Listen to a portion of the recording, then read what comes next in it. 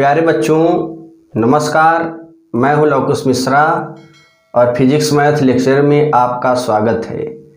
बच्चों आज के इस वीडियो लेक्चर में हम लोग ये हमारा टॉपिक है कूलाम के नियम का सदिश स्वरूप। यानी अभी आपने जो स्वरूप पढ़ा था वो अदिश था, लेकिन अब हम सदिश स्वरूप जानेंगे। तो यहाँ पे देखिए, जैसे कोई दो बिंदु आवेश ले लें। यहाँ पे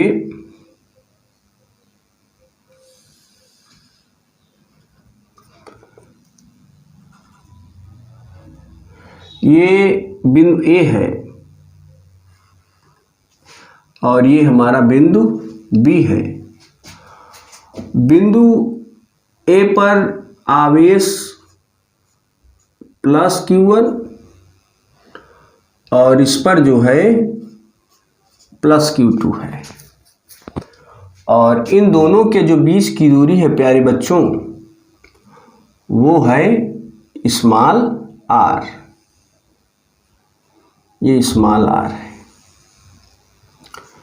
अब आप देख रहे हैं यहाँ पे कि अगर दोनों पर आवेश समान है, परिमाण भी समान है और चिन्ह भी समान है, तो जब चिन्ह समान हो जाते हैं तो आप देखते हैं कि दोनों तरफ विपरीत दिशा में प्रतिकर्षण बल लगेगा और दोनों दिशा में समान बल लगेगा प्रतिकर्षण बल। तो इधर इस तरफ जो बल लगेगा वो F है और इस दिशा में जो बल लगेगा उसको भी F मान लेते हैं, क्योंकि ये Q1 और Q2 एक दूसरे के से जब बल लगाएंगे, आप देख रहे दोनों पर चिन्ह समान है तो प्रतिकर्षण बल विपरीत दिशा में लगेगा बाहर की ओर। अब इनका हम लोग नामकरण कर लेते हैं। तो सबसे पहले आप देख रहे हैं F पर कौन बल लगा रहा है, Q1। तो इसका नाम अगर Q1 है तो यहाँ पर रख देंगे 1। फिर आप देख रहे हैं कि Q1 पर कौन विपरीत दिशा में आवेशित बल लगा रहा है, Q2। तो यहाँ पे हो जाएगा 2। अब इधर देखिए F पर कौन बल लगा रहा है, पहले 2, तो यहाँ पर 2 हो जाएगा। अब ये Q2 पर कौन बल लगा रहा है, विपरीत दिशा में आवेश Q1, तो यहाँ पे 1 हो जाएगा। अब आप जानते हैं प्यारे बच्चों कि जो इस तरीके से अगर लिखा रहे और इसका सदिश स्वरूप वेक्टर लगाएंगे, यानी सदिश, और ये मापांक लगाएंगे और इस चीज को हम लोग ऐसे लिख सकते हैं। यानी F को हम मॉडुलस ऑफ वेक्टर F लिख सकते हैं। तो आप देख रहे हैं इधर और इधर दोनों विपरीत दिशा में बल जो है प्रतिकर्षण बल समान लग रहा है। यानी नाम तो मैंने बदल दिया लेकिन जो बल लग रहा है वो समान ही है। यानी ये मॉडुलस ऑफ वेक्टर F1 बराबर मॉडुलस ऑफ वेक्टर F2 ये दोनों समान हैं और इन दोनों के स्थान पे हम क्या लिख सकते हैं, F। तो कूलाम का नियम आप जानते हैं कि F बराबर होता है 1/4 pi epsilon 0 into Q1 into Q2 अपान R²। तो जब ये दोनों F के बराबर हैं तो कूलाम के नियम से 1/4 pi epsilon 0 Q1 into Q2 अपान R²। अब इसका हम लोग सदिश स्वरूप लिखेंगे। तो सदिश स्वरूप कैसे लिखेंगे, थोड़ा कुछ फंडामेंटल पॉइंट जान लेते हैं। सबसे देखिए प्यारे बच्चों, आपने 11वीं में पढ़ा होगा कि जो इकाई सदिश होता है इकाई सदिश, यूनिट वेक्टर, एकांक वेक्टर या एकल वेक्टर या एकक वेक्टर एक ही होता है। इकाई वेक्टर क्या होता है? वह वेक्टर या वह सदिश जिसका मापांक या परिमाण एक होता है उसे हम इकाई वेक्टर कहते हैं। या इसका कोई दूसरी डिफिनीशन और है, जैसे हम कोई एफ वेक्टर ले लें और उसका जो सदिश होगा वो वेक्टर एफ होगा और उसका मापांक मॉडुलस ऑफ वेक्टर एफ। तो देखिए किसी वेक्टर का, वेक्टर है यानी किसी सदिश का उसी सदिश के मापांक से भाग देने पर जो वेक्टर प्राप्त होता है उसे इकाई वेक्टर कहते हैं और इकाई वेक्टर को कैप का चिन्ह लगाकर प्रदर्शित करते हैं। अब आप इसको तिर्यक गुणा करेंगे इधर, तो यहां पर मिलेगा मॉडुलस, पहले इसको लिख लेते हैं, तिर्यक गुणा करेंगे तो F cap into modulus of vector F बराबर ये हो जाएगा एफ।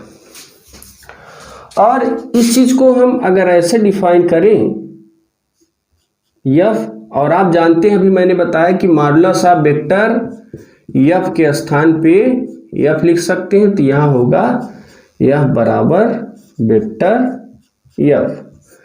तो ये हमारा सूत्र यहाँ पे बन जाता है। आप जानते हैं जो परिमाण होते हैं, परिमाण के दो भाग होते हैं, एक आंकिक मान एक मात्रक। जैसे किसी कमरे की लंबाई 5 मीटर है तो यहाँ पे ये 5 आंकिक मान हो गया और मीटर मात्रक हो गया। तो कहीं ना कहीं इसमें जो ये वेक्टर है ये परिमाण और एकांक वेक्टर के गुणनफल के बराबर होता है।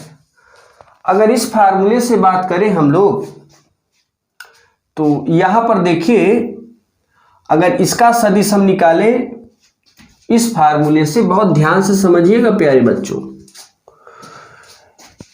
इसके लिए अगर हम निकालें यहां पे तो ये हो जाएगा हमारा vector F 1 2 is equal to F क्या है? कूलॉम का नियम, यानी एफ के स्थान पे हम क्या लिखेंगे? इसको लिखेंगे 1/4 pi epsilon 0 Q1 into Q2 अपान R स्क्वायर। और दूसरी चीज यहां पे क्या बचता है? Vector F. अब वेक्टर एफ का मतलब है कि A और B के बीच में एकांक सदिश क्या है। तो यहां से यहां तक की जो दूरी है वो स्मॉल r है, जो दूरी होती है वही तो एकांक सदिश होती है।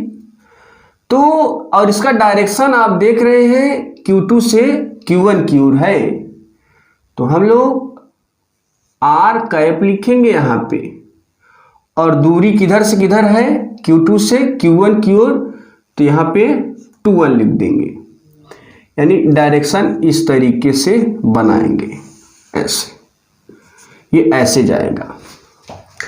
तो इसका एकांक सदिश लिखेंगे तो ये हो जाएगा r कैप 2 1।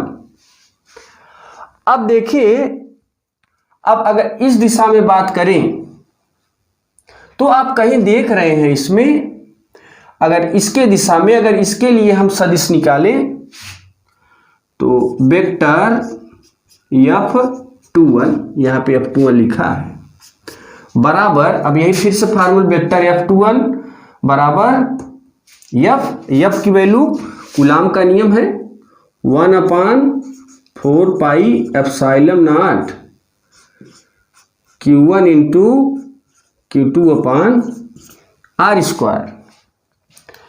और दूसरी चीज आप देख रहे हैं प्यारे बच्चों कि इसमें जो ये वाली वैल्यू आती है इसका जो एकांक सदिश होगा वो इस दिशा में होगा, यानी Q1 से Q2 की ओर होगा।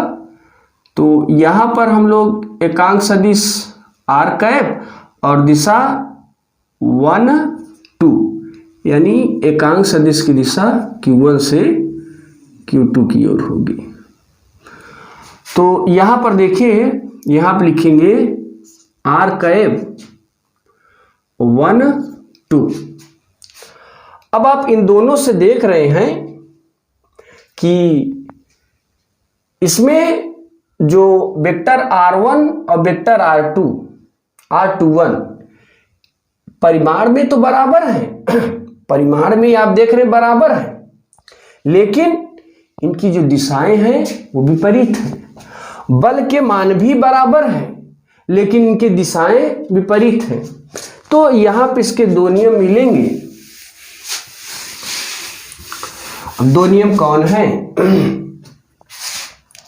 पहला, अगर स्टेप फर्स्ट में बात करें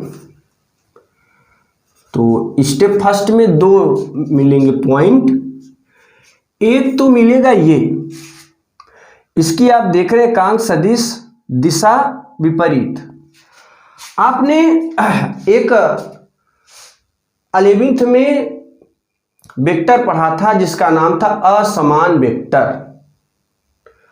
असमान वेक्टर किसे कहते हैं? ऐसा वेक्टर जिसका परिमाण समान हो लेकिन दिशा विपरीत हो। जैसे ये आप तीर की लंबाई देख रहे हैं, तीर की लंबाई समान दिख रही है लेकिन दिशा विपरीत है। यानी अगर इसको हम F मान लें और इसे हम A मान लेते हैं, A और ये B, आप देख रहे हैं तीर की लंबाई समान यानी परिमाण समान है और दिशा विपरीत है, तो A बराबर B के कभी नहीं होगा। यानी जब परिमाण बराबर हो जाए, दिशा विपरीत है, तो इसके आगे माइनस लग जाता है। अगर यही चीज समान सदिश होता तो हो जाता A बराबर B। समान सदिश का मतलब ऐसा वेक्टर जिसमें परिमाण एवं दिशा दोनों समान होता है, तो A बराबर B हो जाए।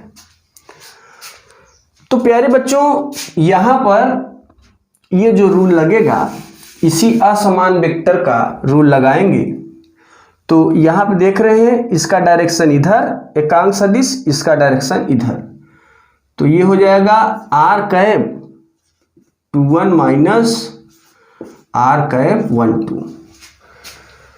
और दूसरा स्टेप इसी में है F का, इसका बल का। आप देख रहे हैं इसकी दिशा इधर, इसकी दिशा, परिमाण तो दोनों तरफ बराबर बल लग रहे हैं लेकिन इनकी दिशाएं विपरीत हैं। तो ये हो जाएगा F1 2 माइनस वेक्टर F2 1।